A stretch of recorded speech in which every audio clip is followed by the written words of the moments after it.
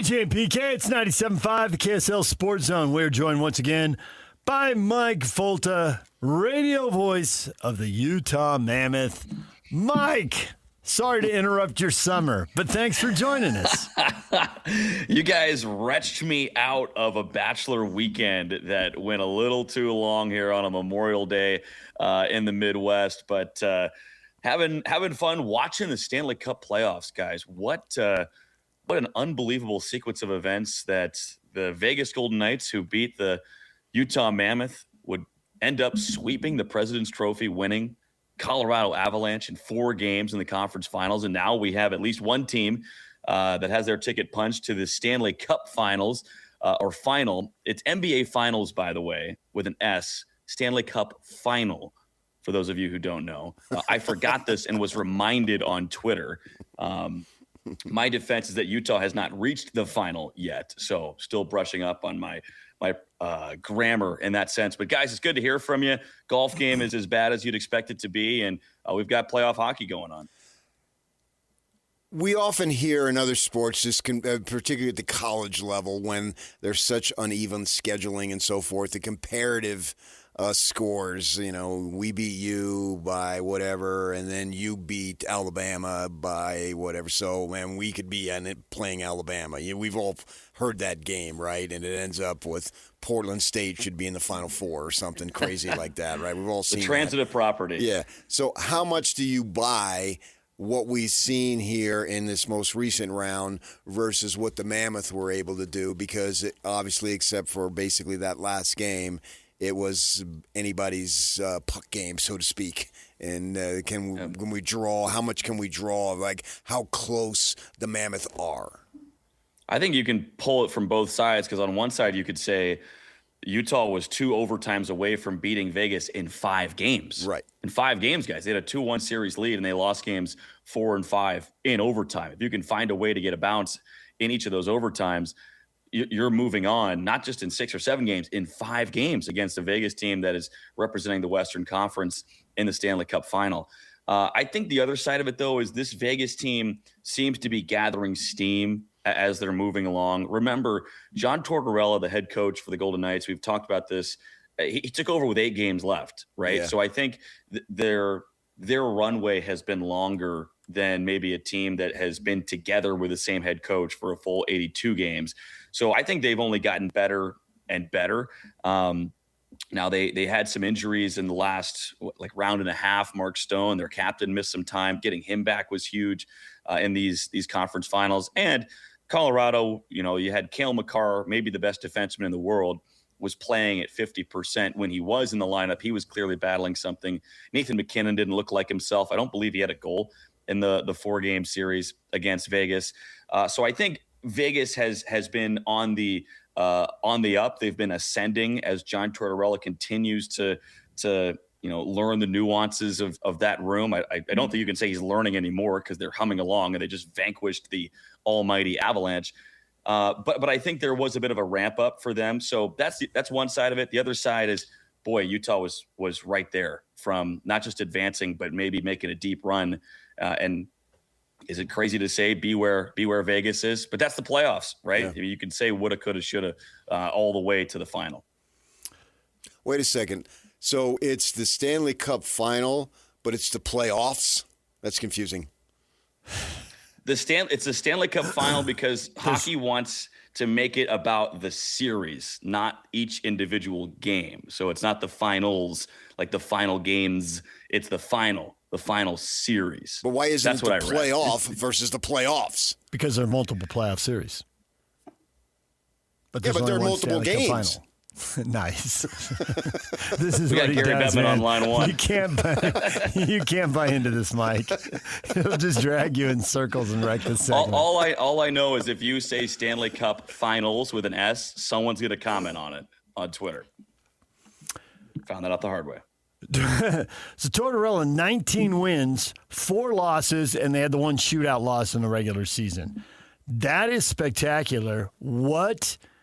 And I don't really think PK does either, buy into these mid-season coaching change. And maybe once a decade it pays off if you track every sport. The Marlins did it in 2003 with Jack McKeon. The Cavs did it with Ty Lue and LeBron in 2016. And now here with Tortorella. Now, they haven't won it all yet, but they were in the final. But what has he got that they took a team that was honestly scrambling to make it, win the division, right, and go 19-4-1. You got Don Mattingly with the Phillies this year. Maybe Don Mattingly's going to do it with the Phillies. But again, even that earlier in the year makes more sense to me than 8 games left in the season. Yeah.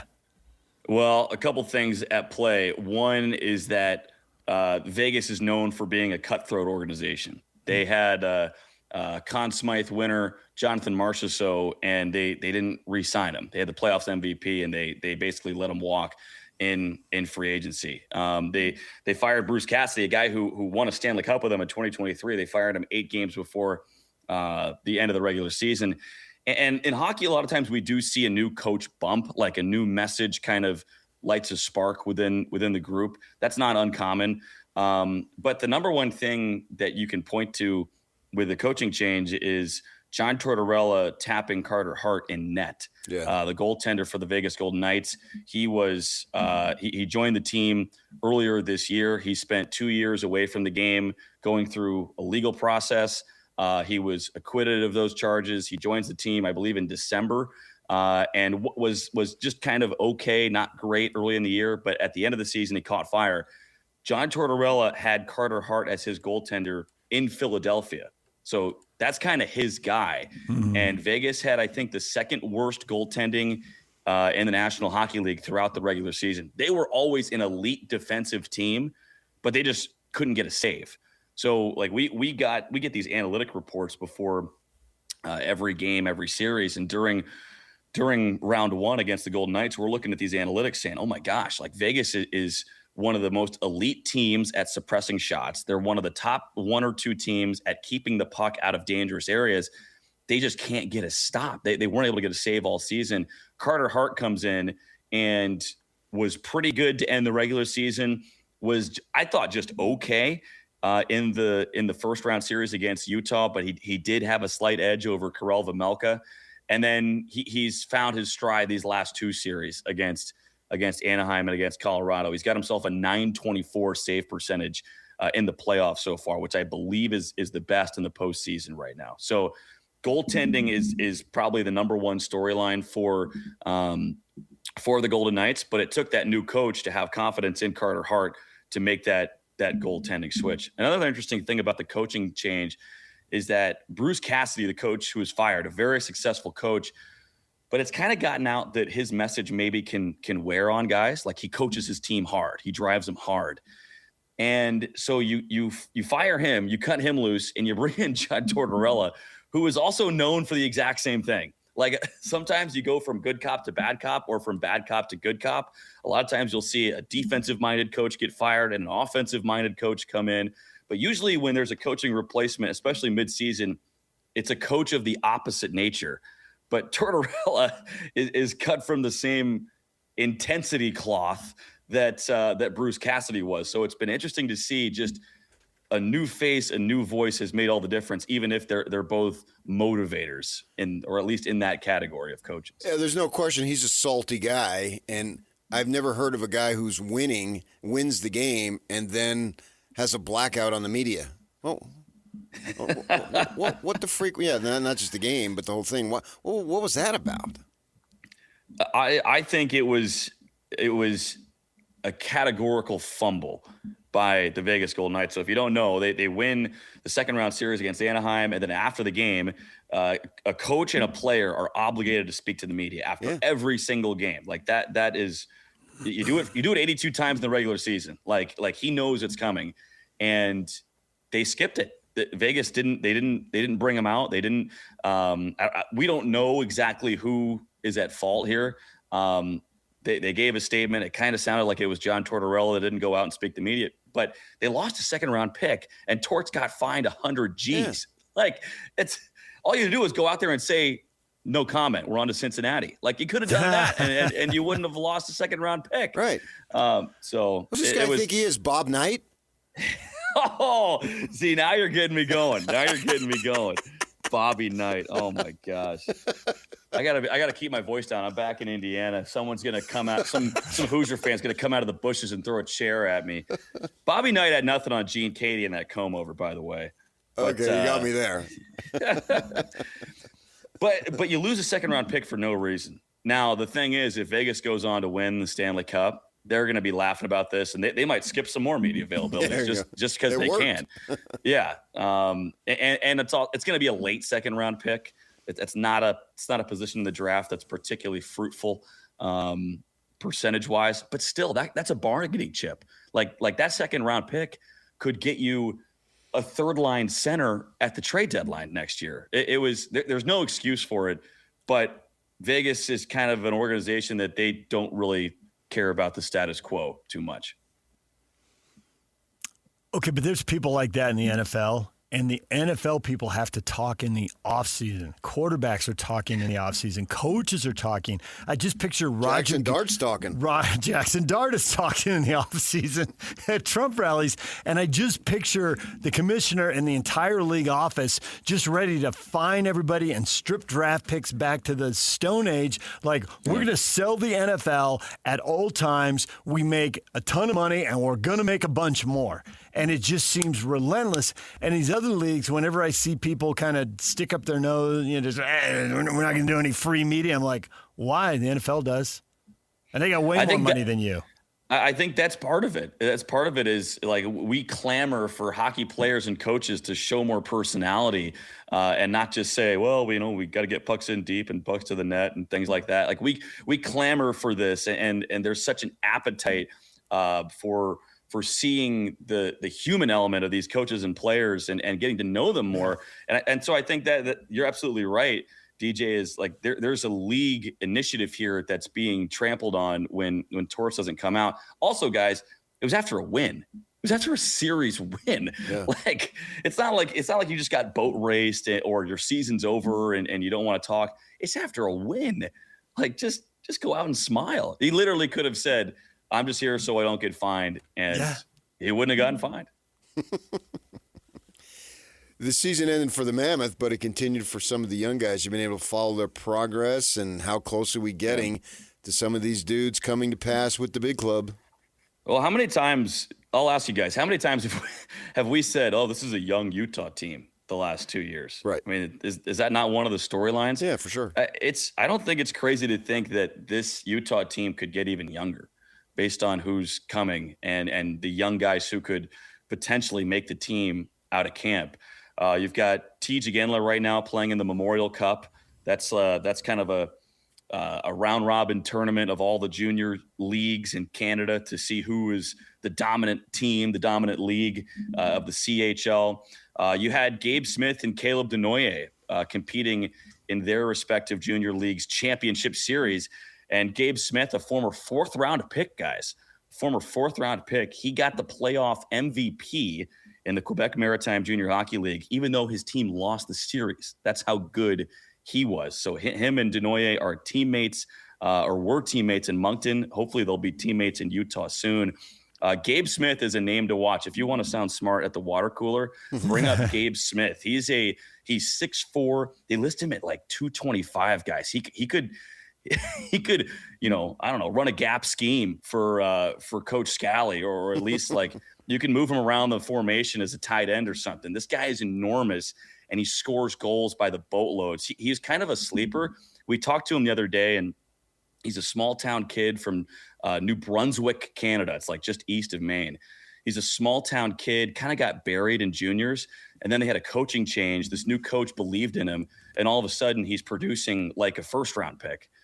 And he's 6'4", and like he talked about how he never had skill before. He was just big, but now he's big and has skill. Now he's big and he's scoring, and he won the playoff MVP in his league. So he's a guy that would be a dark horse to make the team. Probably going to be in the American Hockey League this next year, but it's super exciting to see the growth of some of these guys, because you look at the three major junior leagues in Canada. So that's the WHL, the OHL, and the QMJHL. And the Mammoth had either the top scorer or the top points per game guy in every single one of those leagues. There are probably, I would say you can probably debate based on the size of their role with the club, but there are probably about a half dozen guys in their 30s in roles for the Mammoth. And you do want to get younger, but you don't want to get too young. Yeah. What's the balance there? Which of those guys in their 30s you think still remain the immediate future for the team, and how many guys might they be looking to move on from? Well, you have some unrestricted free agents, so some decisions have to be made, and a lot of the unrestricted or restricted free agents are centers coming up, which is going to be really interesting to see how Bill Armstrong addresses this, because guys like Alex Kerfoot, who's been called the brains of the operation, he's a Swiss Army knife, kills penalties, he's a center, he's a UFA. Kevin Stenlund is your top penalty killer, your top faceoff man, he's a UFA. He was your fourth line center all year. Barrett Hayton can play a number of different roles, very versatile as well. He's a restricted free agent. So some decisions have to be made on those guys. I mean, you still have your core, right? Like, no matter who comes up this next year, which young guys make the team, like the core of the team that's going to push for the playoffs next year is still going to be Clayton Keller, Nick Schmaltz, Lawson Krause, Logan Cooley, Dylan Guenther, Mikhail Sergachev. Like those are your pillars still. Those guys aren't going anywhere. You just signed Schmaltz to the contract extension. Cooley and Guenther are on big contract extensions as well. So those guys aren't going anywhere. But I think it's going to be interesting to see, yes, not just who makes the team out of camp from the young guys, but does Bill make any moves to bring in another one of those established players in the offseason? He did that a little bit in free agency last year. He has a history of doing that with trades, especially during the NHL draft. And the Mammoth have a ton of A, draft capital, and B, future prospects. So you've got this war chest of assets. Can you flip some of those future assets into established players to help you win now? So you said that you are participating or have participated in some form of bachelor weekend. So I guess congratulations are in order. When's the big date? It's not my bachelor weekend. No, it's my best friend, who's also a broadcaster, by the way. He's the voice of the North Dakota State Bison, who just jumped up to FBS in football. I believe they're in the Mountain West now. Yeah. So that's an awesome program. Guys, I would call into their show under the pseudonym Mike from Minot and just throw in some wild like Nebraska takes into their radio show to stir the pot a little bit. But yes, congrats to Sam in a couple weeks. I had him throw out the first pitch at a Major League Baseball game or a minor league baseball game. And then he did the dizzy bat race. If you can get a bachelor to do the dizzy bat race, it was that always makes me queasy every time I watch it. Well, Sam had like one beer and like 3 hours ago, because he didn't want to drink before the dizzy bat race. And so he does the race and he can't stand up. Like he's so dizzy, spun around for 30 seconds. He can't stand up. Man, the whole crowd thinks he's hammered. Yeah, the whole crowd was booing him because they thought he was trashed. I'm like, no, he's sober as a drum. He's fighting the G's right now. Man, having a friend call into your radio show, what a cheap trick. I can't believe people do that. Oh, I know. All right, Mike. I'll tell you the backstory to that later. All right. Thanks for joining us, talking a little Stanley Cup final. See? I'm going to learn from your mistake. I'm going to make it myself. I'll get beat up on Twitter for another reason. I don't need to get beat up for that reason. I'll find something unique. Thanks for joining us. Enjoy your downtime, and we'll talk to you again. Yeah, God bless, guys. Tuss up. There it is. Tuss up. Mike Folta, Utah Mammoth radio voice, joining us right here. Vegas, what an incredible turnaround. Winners of 19 of their last 24, and they're in the Stanley Cup final. The coaching change paying off. Yeah. Barry Trammell, sports columnist for the Tulsa World, coming up at 9 o'clock. Morgan Scalley showing off his skills, PK. We got to get to that and more on the NBA playoffs. Stay with us, DJ and PK. It's 97.5, the KSL Sports Zone. 3, 2, 1. This is Scotty G and Coach Tim LeCoe. Morgan Scalley, head coach at the University of Utah. The hiring of Kevin McGivern, very, very innovative. When I've watched his teams, man, he loves to fling that thing around. Are you looking to open the offense a little bit? I want to be explosive no matter where that comes from. If we're an explosive offense, but we're not physical, to me, that's the detriment to the entire team. You have to be physical, period, end of story, because a lack of physicality gets exposed at the highest levels. The priority, the premium is on physicality, and then explosive football, obviously explosive plays that can be from running the ball, from catching the ball. I think we have one of the best wide receiver groups we've had since I've been here. We want to get our playmakers the ball, but you have to play complementary football, and that's what Kevin's offense does. Catch Scotty G and Coach weekdays from 10 to 2, presented by Mountain Land Supply on 97.5, the KSL Sports Zone. Shea guarded by Champagne, playing with 4 fouls. Crosses over, steps back, fires. Angle left three-pointer, looks good. It is! Cha-ching, a Thunder money ball. Thunder avalanching the Spurs. The thunderstorm is in full force. 7-0 start to the quarter. The Thunder win Game 5. Oklahoma City up 3-2 over San Antonio. You always love to say, and you got the facts on your side, the cold hard facts. First 1 to 4 wins. Don't tell me anything else. At 3-2, how much confidence do you have in the Thunder? I'd say in a 75% range. Okay, I can see your logic Spurs there. winning 2 games is not shocking. But it would be surprising. Well, yeah. Hence 75%. Right. Yeah. I would think that most people are going to be in the 70 to 90 I mean, range. I'm not getting on a plane if it only has a 75% chance of landing safely. That's an excellent point. Good math by you right there. You always say you're not good at math and word problems. If a plane has a 75% chance of landing safely, would you get on it? No. No, thank you. Be plenty of seats up front. I think the Thunder have the better roster. I've been saying that all along. And I mean, Big Vic has to be really big every single game. He was clear. Not. The Oklahoma City big men both had strong games, and combined, they were the difference in this one. They handled Big Vic, limited him to 20 points and 6 boards, which is a good night at the office for a lot of players, but that's not San Antonio's recipe to win. They need him to go off, as he did in Game 1. Yeah. And 40 and 20 might be too much, but they need 30 and 15, and they didn't get that. And then they shot 44% from 3, so they don't take a ton of threes, so that's even better, speaking of the Thunder. So, and we talked about it earlier, how McCain and SGA both were 7 of 19, which is, okay at best.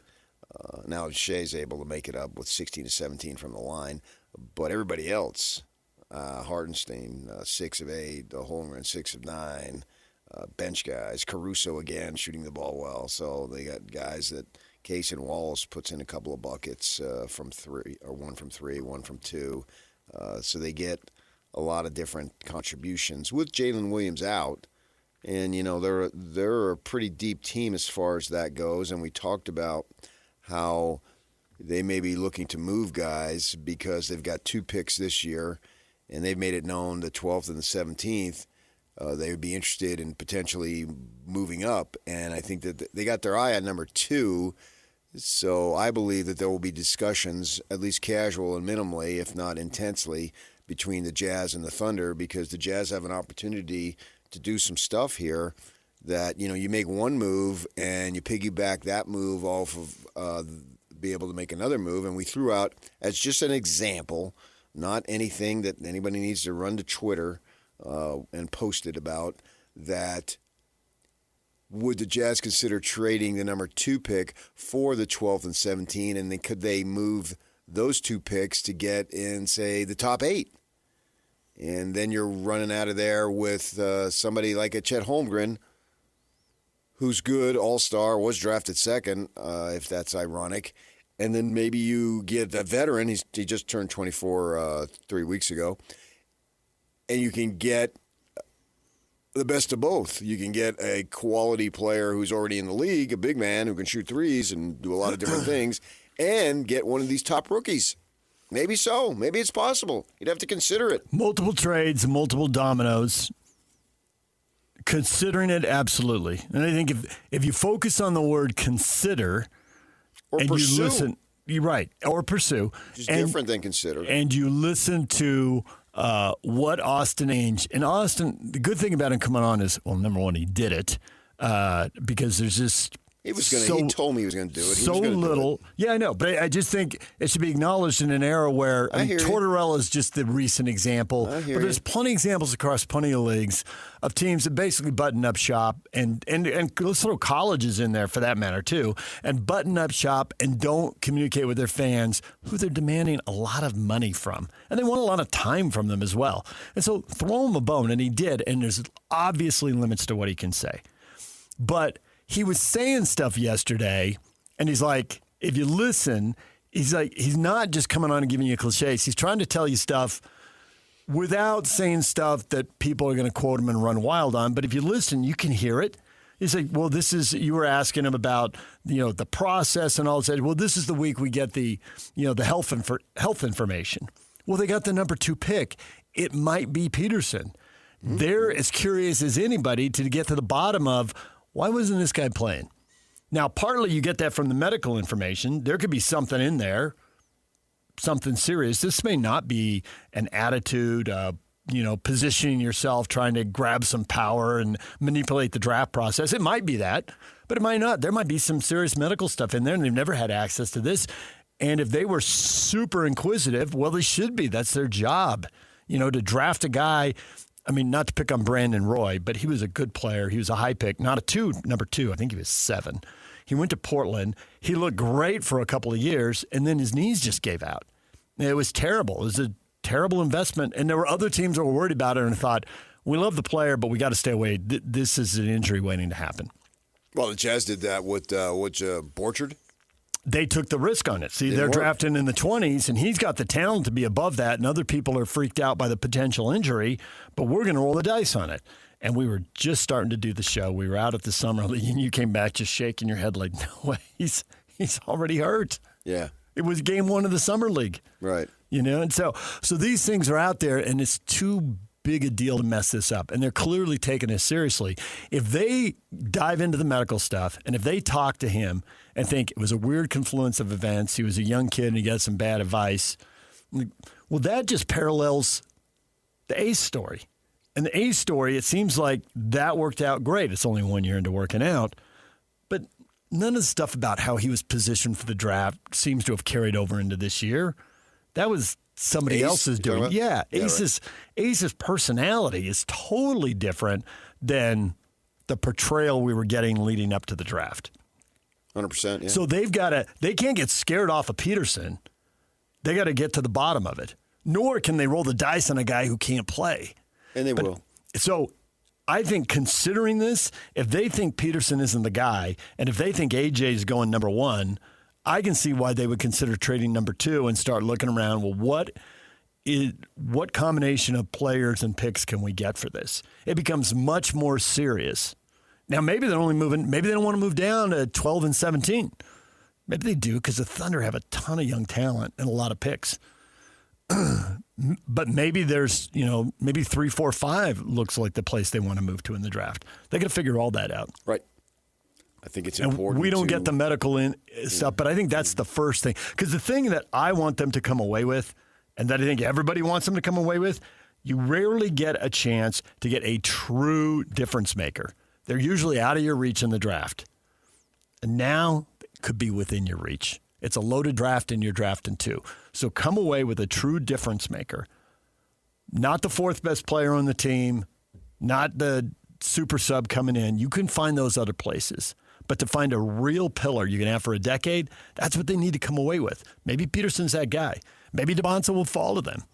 But if DeBonsa doesn't fall, and if Peterson isn't the guy, what moves are they going to make? And maybe it's stay put and go to the guys who are being projected 3 or 4. Boozer, yeah. Boozer, yeah. Maybe that's a move. But maybe the move, to your point, is, hey, that young guy buried on this roster is going to be somebody. Let's go get him. And maybe that's somebody's buried on the Thunder roster. They have an opportunity to get more than just a difference maker at one position. If they can somehow parlay this into multiples, that's something that might even be better. Yes. It's so fascinating. And I wish that, when it was said and done, that they could just call us in and say, hey, here's how it all played out. Yeah.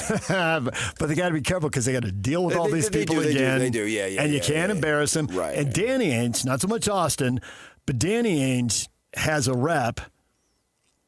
And people don't want to get their pocket picked. So we've read and heard stories about they start getting careful when Danny Ainge calls. Now, how Austin will play it, and Austin can't go very far from his last name, and clearly they've been working together in multiple organizations now. So I suspect it's the same thing. When you look at your phone, you realize it's him. You're like, all right, let's not get my pocket picked. Austin has carved out his own path, but I think that he is basically dad part 2 in a sense with his shrewdness and his instincts and his ability to assess. I'm very confident in his ability to assess because he's been doing it since he's a teenager. This is nothing. Now it's the highest stakes are involved right now, that's for sure. He's never really had to be in this position to draft 2 in a phenomenal top-heavy draft for a team that has been losing for 4 years, but they've already made one big trade. And notice, if you go and listen, he put something out there, sort of a sidelight. We're talking to him a lot about the draft, and he's talking about the young guys working. Oh, and Jaron's here too, BTW.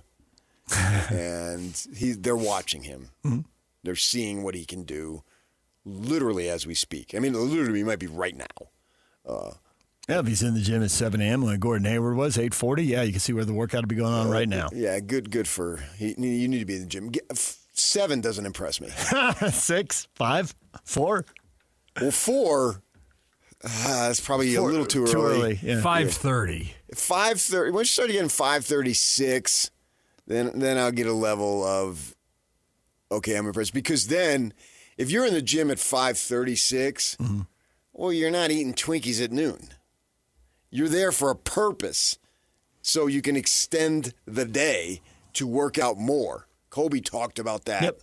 Get that workout done before other guys start, and then get your body refueled, and then go again, and then maybe even a third time. And if that's what it takes, then especially for these guys at this age, when a lot of them, they don't have, they may have toddlers, but they're not consuming their days as kids can do when they get older. So the opportunity there to really improve. And Austin threw that out there with Jaren Jackson there, looking good too, as I suspect he would be when he has his health, because he's a player in this league. And I think we're going to see, Jaren Jackson has been good, but I think we're going to see, from what I understand, the emergence of Jaren Jackson at the highest level that Jaren Jackson can emerge, if that makes sense. But it's a bunch of fancy words I'm trying to say to make myself sound smart here. So I'll just cut to the chase here. He was playing with a ball-dominant little guard, and maybe his talents weren't maximized. Maybe there's much more to unpack there. And he was good, yeah. And Jackson was good. Yes. Jackson was good in Memphis, but that doesn't mean his talent was maximized. I don't think it was. Plus, he was younger.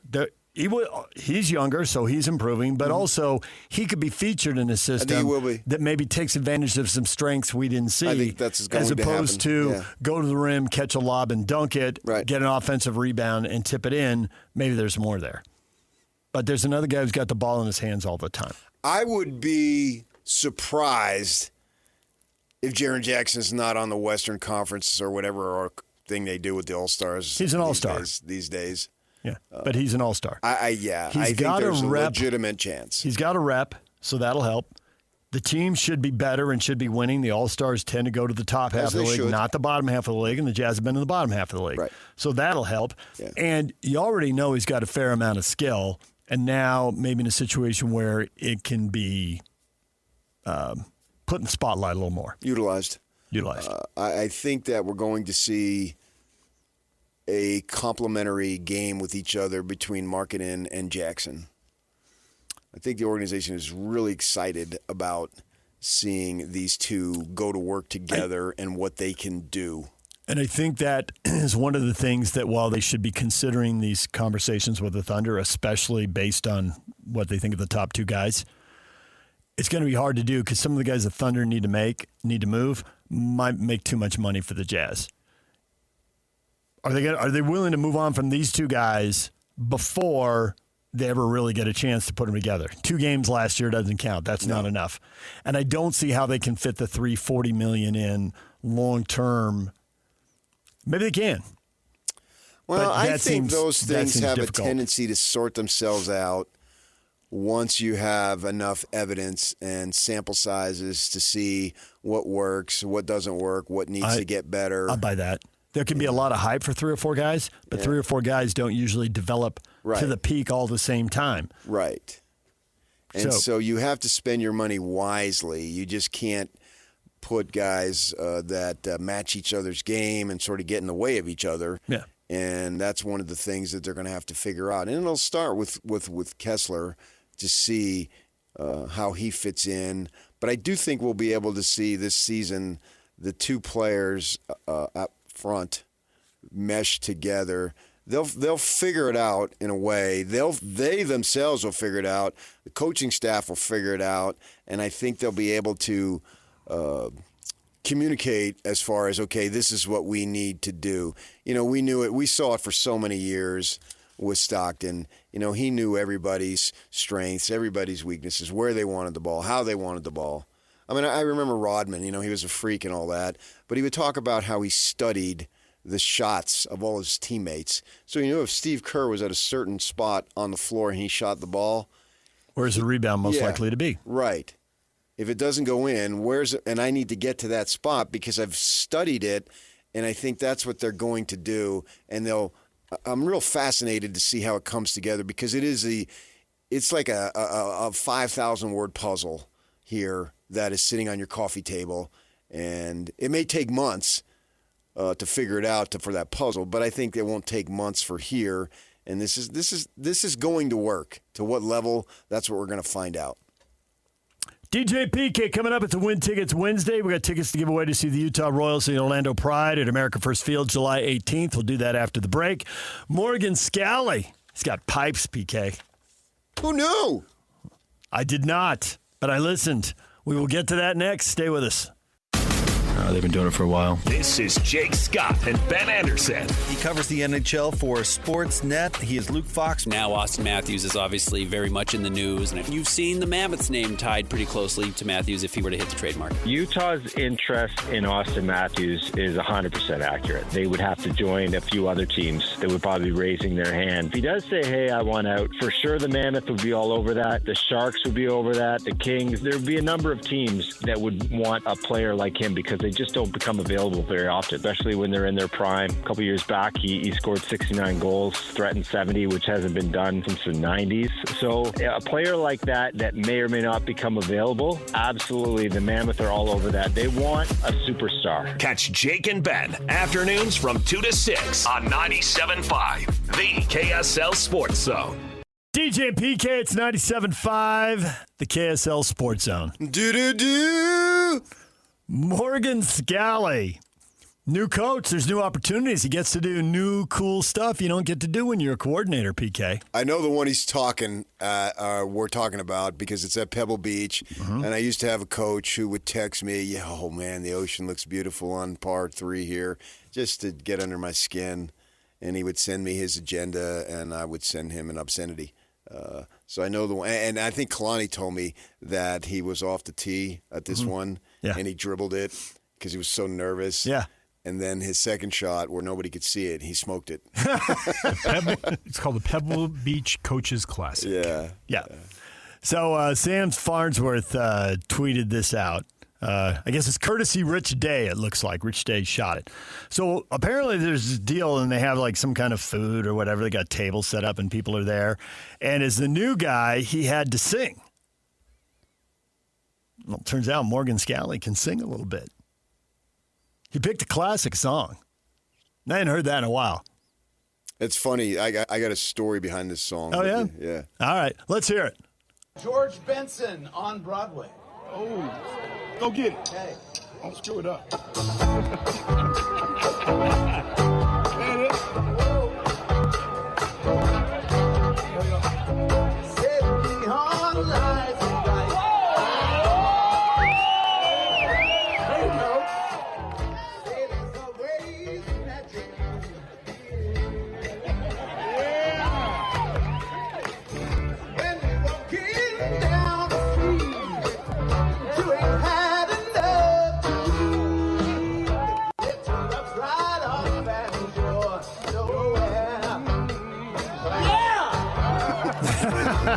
Okay, it goes on. It's on Twitter. I've retweeted it. Lots of people retweeted it. You can find it out there if you want to watch a couple minutes. He's got a lot of confidence. You can tell as kind of stance, kind of leaning into it a little bit.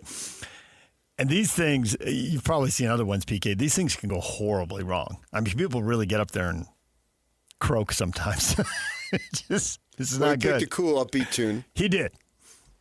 It's funny, when I was in Flagstaff, Arizona, my second year at NAU, a couple of friends, we were going to go to the record store, which there used to be record stores. What? Yeah. That was a good time. And so we were there to check, and the one guy said, "Yeah, I got to get this. I just love this." And it was George Benson, this live album with this song. Yeah. And that's a little different, but I like it. I like that you're going different.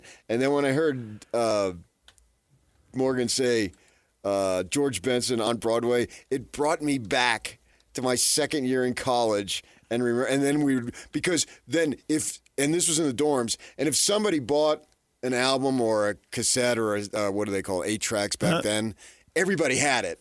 Because then you'd all file into the room and listen to it. Yeah. I got a new album. Come on. Oh, okay. Where are we going? We're going down to Bob's room. Right. I've got a new album. And then half the people in the dorm would come in and we'd crank it up.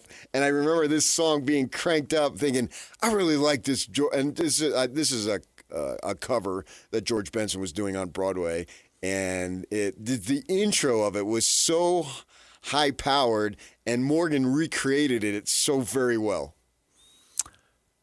It was different, but it was a hit. It wasn't. I just looked it up. It went. It went number 7 on the Hot 100. Yeah. Billboard's Top 100. Yeah. The live version. Yeah. And so that's it was awesome. Number 7. Show some personality. Yeah. Why not?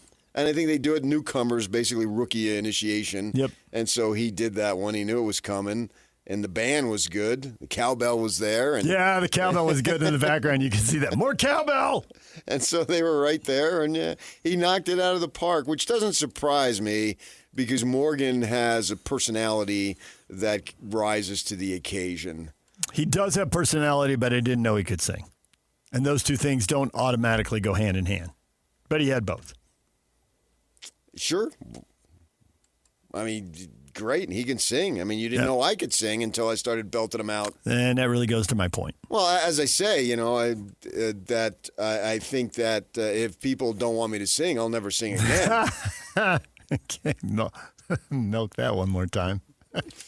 But good for him, and get his name out there and show some personality and be a real human being. Because sometimes these coaches, they get all stuffy and they don't want to get involved. There was people were they would be surprised by this, but I think we were in Dallas, and they had won. I think I forget. They beat Iowa State, I think, to go to the Sweet 16. And Majerus that night, he got up there. I think it goes back to what you say. We have so little in common with pro sports coaches and athletes. They really do move in a different universe. They're going out to Pebble Beach for random golf tournaments. This is just not stuff we do. Right. So anytime they do something that we feel like we can bond with them or we have something in common, and everybody's had to get up at some point and sing in front of a group, right? Whatever the setting, and you can bond over that. Oh, I had to do that once, and it went poorly. It went well, whatever. Yeah. And I say, hey, fat fellow with the haircut yellow. That hurt. I what you trying to prove? There's a fire started in my heart, reaching a fever pitch and bringing me out the dark. I'm not really an Adele fan, as you can tell, not really the demo, but that song, she's got a live version of that song, and she totally owns the room. It is so awesome. Well, she did it Let's at get the physical. American Music Awards. Physical. DJ PK, it's 97.5, the KSL Sports Zone. We got to give away tickets on a Win Tickets Wednesday right now. 5-pack of tickets, Royals and the Pride. Call 801-575-ZONE. 801-575-ZONE. Utah Royals playing their best soccer ever, and it's not close. Getting near the top of the NWSL. July 18th. Tickets, you want them now? Call right now, 801-575-ZONE. 801-575-ZONE. Barry Trammell, sports columnist for the Tulsa World, covering the Oklahoma City Thunder. And I heard something the other day that makes me think Oklahoma State might be back more quickly than we expect. I'll get to that next. Stay with us.